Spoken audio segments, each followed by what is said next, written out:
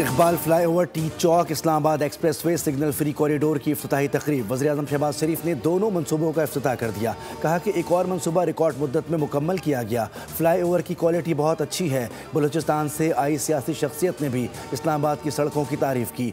वज़ीर दाखिला मोहसिन नकवी बोले कि मनसूबा इस्लामाबाद और रावलपिंडी के लोगों के लिए बहुत बड़ा रिलीफ है। टी चौक में ट्रैफिक जैम का मसला मामूल था। 2 साल बाद नया इस्लामाबाद देखने को मिलेगा।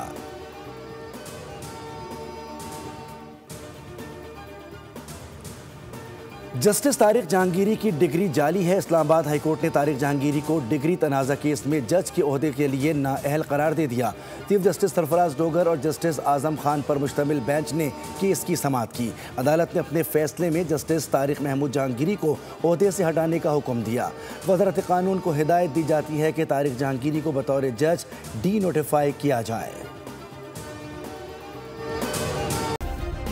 सब्सक्राइब करें और बेल दबाएं ताकि कोई खबर रह न जाए।